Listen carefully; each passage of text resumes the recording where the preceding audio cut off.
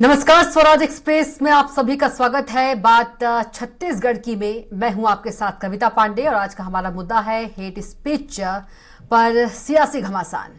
छत्तीसगढ़ में विधानसभा चुनाव की पहले चरण की नामांकन की प्रक्रिया शुरू होने के साथ ही घमासान तेज हो गई है।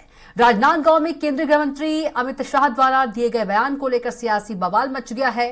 कांग्रेस शाह के बयान को भड़काऊ और हेट स्पीच बताते हुए चुनाव आयोग में शिकायत कर दी है। वहीं बीजेपी अमित शाह के बयान के समर्थन में कूद गई है। देखिए खास रिपोर्ट और आगे इसी पर खास मेहमानों के साथ चर्चा करेंगे।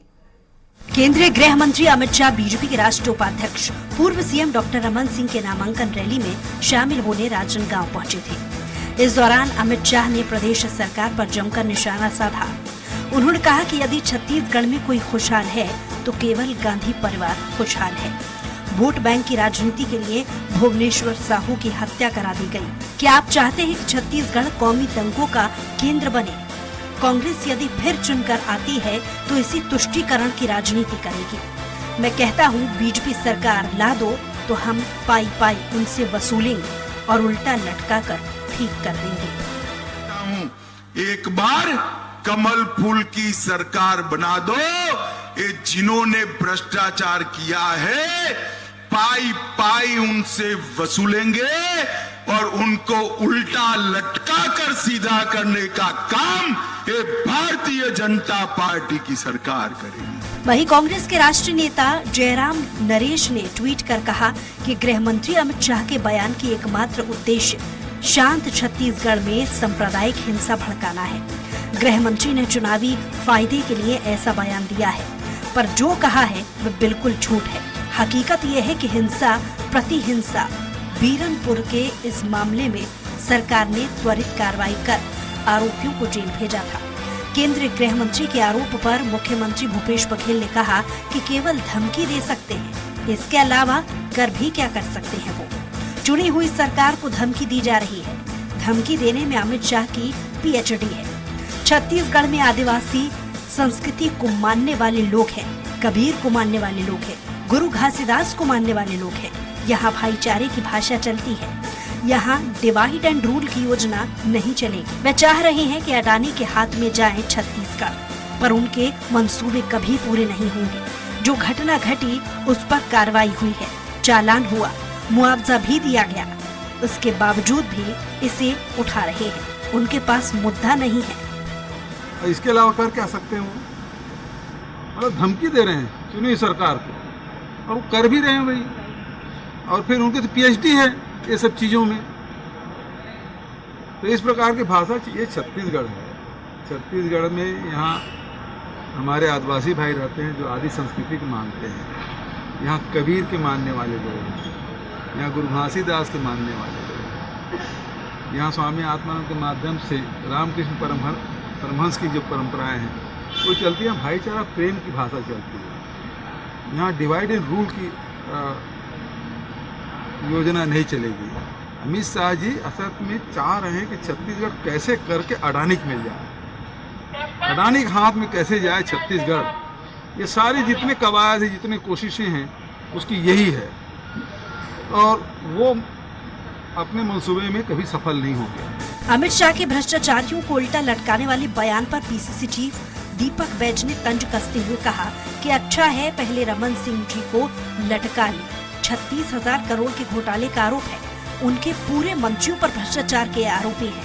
पहले तो उनको लटका ले, फिर बाद में दूसरों को लटका ले। भारतीय जनता पार्टी छत्तीसगढ़ में आकर नफरत फैलाने का काम कर रहे हैं और हमेशा जहर उगलते हैं। 5 साल उन्होंने छत्तीसगढ़ सरकार के खिलाफ हमेशा उन्होंने यहाँ की योजनाओं को अटकाने का काम किया। अब चुनाव आया तो अब झूठ और जहर उगलने का काम कर रहे हैं। लेकिन इससे छत्तीसगढ़ में कोई फर्क नहीं पड़ेगा। छत्तीसगढ़ की जनता ने ठान ली है कि छत्तीसगढ़ में अभी नवंबर में होने वाली चुनाव 2023 की ऐतिहासिक सीटों के साथ छत्तीसगढ़ में दोबारा कांग्रेस की सरकार बन रही है। कांग्रेस के आरोप पर पूर्व सीएम डॉक्टर रमन सिंह ने कहा कि ईश्वर साहू को यदि लगता है कि उसके बच्चे के हत्यारे खुलेआम घूम रहे हैं और उन्हें सजा दिलाना उनका कर्तव्य है, राजनीति के मैदान में वो उतरे हैं। वो चुनाव जीते और सरकार बदले ताकि अपराधियों को जेल में डाला जाए। ये एक बाप का संकल्प है, इसमें राजनीति कहाँ है? अरे ईश्वर साहू यदि आरोप लगाता है कि उसके बच्चे के हत्यारे खुलेआम घूम रहे हैं, उसको सजा दिलाना और मेरा कर्तव्य है, और इसलिए मैं राजनीति के मैदान पे उतरा हूं कि मैं चुनाव जीतूं, सरकार बदले और अपराधियों को जेल के अंदर डाले। तो ये एक बाप का संकल्प है, उसमें कहाँ राजनीति? वहीं कांग्रेस संचार प्रमुख सुशील आनंद शुक्ला ने कहा कि केंद्रीय गृह मंत्री बीजेपी के वरिष्ठतम नेता हैं। अमित शाह ने राजनांदगांव से छत्तीसगढ़ की फिजा को खराब करने का काम किया, धार्मिक भावनाओं को भड़काने का काम किया। उनका भाषण भड़काने वाला था। अमित शाह ईडी की पटकथा के मुताबिक छत्तीसगढ़ सरकार पर आरोप लगा रही है। देश का गृह मंत्री जब आदर्श चुनाव आचार संहिता का उल्लंघन करता है तो देश की जनता यह अपेक्षा करती है कि चुनाव आयोग इसका स्वयं संज्ञान लेगा और अमित शाह के ऊपर धार्मिक विद्वेष भड़काने के आरोप में कार्रवाई करेगा। कांग्रेस के निर्वाचन आयोग में अमित शाह के खिलाफ शिकायत करने को लेकर बीजेपी नेता केदार गुप्ता ने कहा कि भगवान कांग्रेस को सद्बुद्धि दे।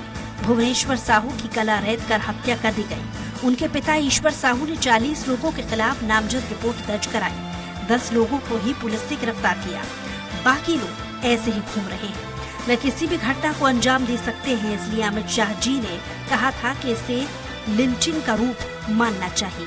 तो दुख की बात है कि 10 या उससे 1-2 ज्यादा कुछ आरोपियों को पुलिस ने गिरफ्तार किया है, बाकी लोग अभी भी खुली हवा में घूम रहे हैं, जो निश्चित रूप से आने वाले समय में अन्य आपराधिक घटनाओं को अंजाम दे सकते हैं। बहरहाल चुनाव की तारीखों के ऐलान के साथ ही चुनावी भावनाएं, रैलियां शुरू हो गई हैं।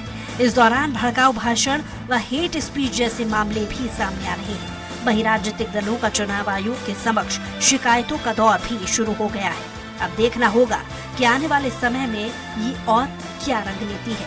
स्वराज एक्सप्रेस के लिए रायपुर से दिलीप साहू की रिपोर्ट।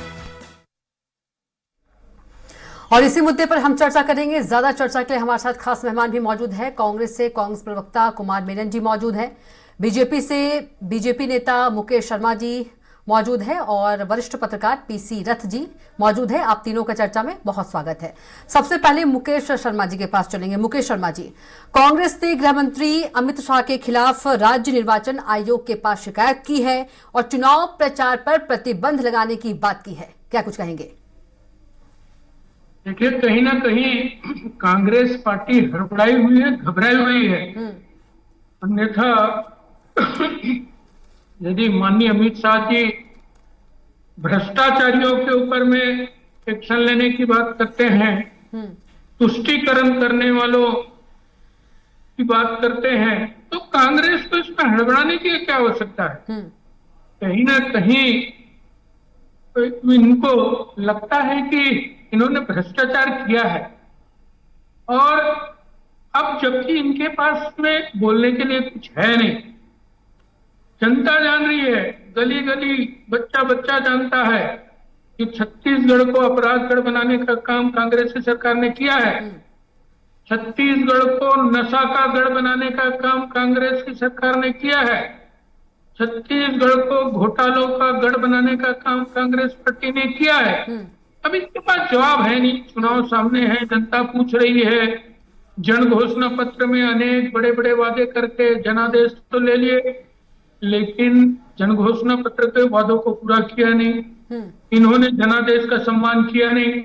अब ये तरह तरह की बातें कर रहे हैं, तो कहीं ना कहीं अब इनको जवाब देने का समय आ गया है। इनके पास जवाब है नहीं, हड़बड़ाई हुई है। इनको दिख रहा है कि भारतीय जनता पार्टी चुनाव में आगे हो गई है, इसलिए इस प्रकार की बातें करते हैं। यदि आप भ्रष्टाचारी नहीं है, आर्थिक अनियमितता किए नहीं है, तो ये बात आपके लिए लागू होती नहीं, तो फिर आप इसमें प्रतिक्रिया क्यों देते हैं? तो कहीं ना कहीं कांग्रेस, लेकिन मुकेश जी, कांग्रेस तो ये कह रही है कि शांत छत्तीसगढ़ में अमित शाह ने सांप्रदायिक हिंसा फैलाया है भाषण के जरिए। सांप्रदायिक हिंसा छत्तीसगढ़ में हुआ, इसके लिए दोषी कौन है? पहला दोषी कौन है? प्रदेश की सरकार से कानून व्यवस्था संभलती नहीं है, और ये फिर दूसरे के ऊपर में आरोप लगाते हैं। कानून व्यवस्था क्यों बिगड़ी? क्यों मामला धर्मांतरण को लेके हमारे बस्तर के आदिवासी भाई उद्वेलित हुए? क्यों इस तरीके का घटना, हत्या की घटना बेमेतरा के पतनपुर में हुई? तो सबसे पहली बात तो कांग्रेस पार्टी को ये देखनी चाहिए। उसके बाद हत्या जिनकी हुई वो हत्यारा अभी भी अंदर नहीं है। भुवनेश्वर साहू के पिताजी आरोप लगाते हैं कि मेरे बच्चे के हत्यारों के ऊपर में कार्रवाई हुई भी नहीं, मुझे न्याय मिला नहीं। तो कांग्रेस की सरकार को इसमें ज्यादा सोचना चाहिए कि उनके प्रदेश में इस प्रकार की घटना हुई कैसे, क्यों हुई, पहले भी इस क्या घटना हो रही थी, घटना होने के बाद इन्होंने क्या किया उस ठीक दिशा है में। मुकेश शर्मा जी, लेकिन कांग्रेस तो कह रही है कि त्वरित कार्रवाई हुई थी। यदि कार्रवाई हुई है तो फिर उनके जिनकी हत्या हुए उनके पिताजी असंतोष कैसे हैं? ठीक है, मेनन जी के पास चलेंगे। उद्वेलित क्यों है? मेनन जी के पास उसके बाद चलेंगे। इन्होंने इस प्रकार की घटना ना हो इसके लिए क्या कार्रवाई की है, क्या योजना बनाई है? ठीक है, ये बताना चाहिए इनको। ठीक है, कुमार मेनन जी के पास चलेंगे। मेनन जी, मुकेश शर्मा जी बोल रहे हैं कि कांग्रेस जो है हड़बड़ाई हुई है, घबराई हुई है।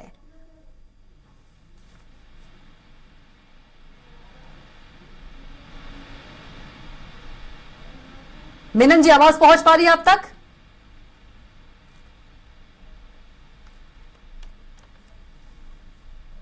मेनन, वरिष्ठ पत्रकार के पास चलेंगे, पीसी रथ जी के पास। पीसी रथ जी, चुनाव जो है वो नजदीक है और जो हेट स्पीच वाले जो मामले हैं वो भी आगे बढ़ सकते हैं, क्या कुछ कहेंगे? जो कांग्रेस है, कांग्रेस ने शिकायत दर्ज करवाई है गृह मंत्री अमित शाह के खिलाफ भड़काऊ भाषण को लेकर।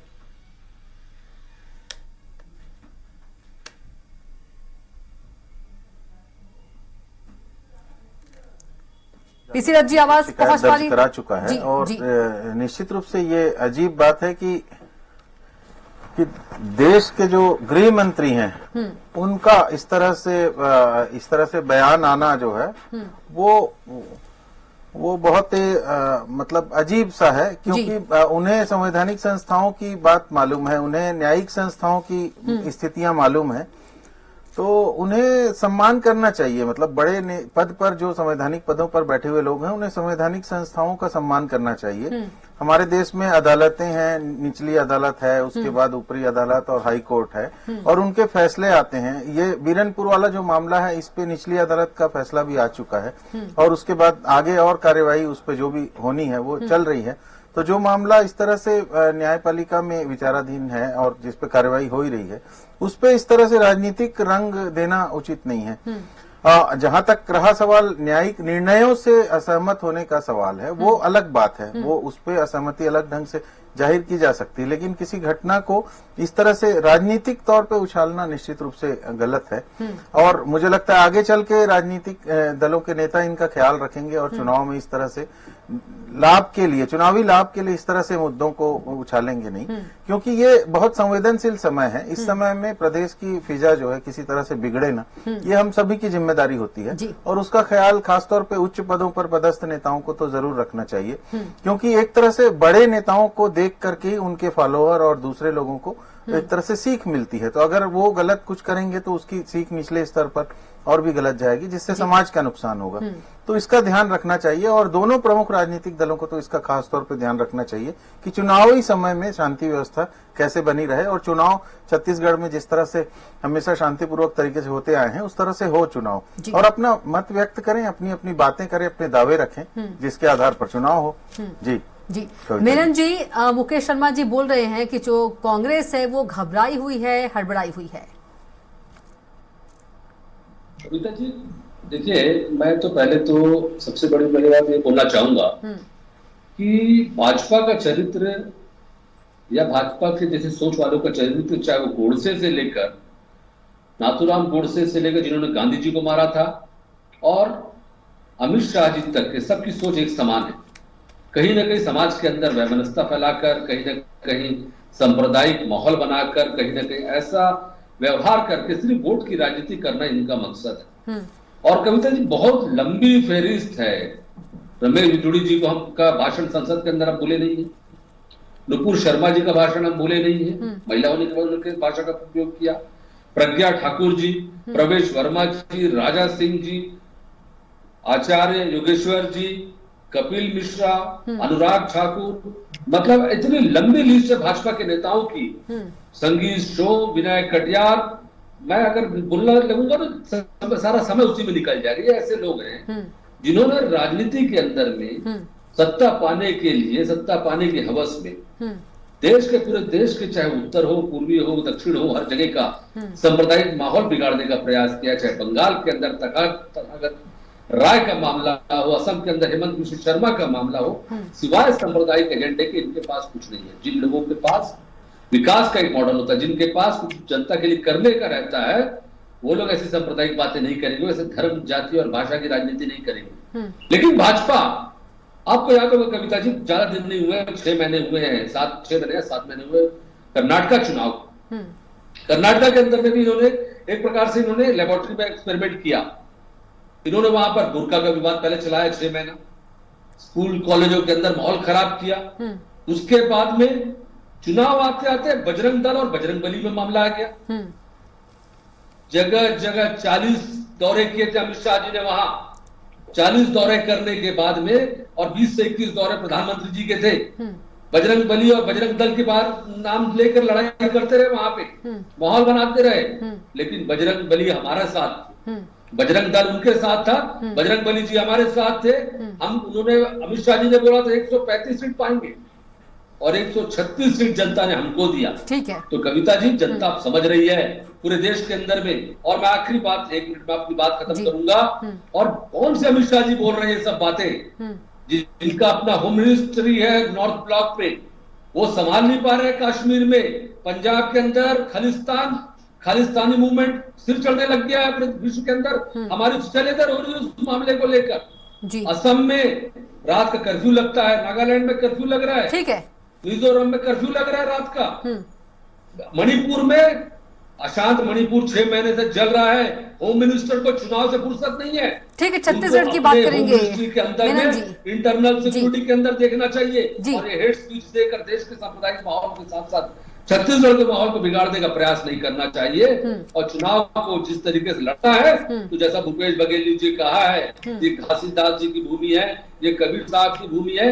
यहाँ पर समरसता के साथ, सद्भाव के साथ, हर तरीके से, ऐसे तरीके से आप चुनाव लड़ने आइए, आमने सामने लड़िए, तो ज्यादा अच्छा रहेगा। ठीक है। मुकेश शर्मा जी, सीएम भूपेश बघेल ने यह भी कहा है कि चुनी हुई सरकार को धमकी दे रहे हैं। अमित शाह ने पीएचडी किया है धमकी देने में।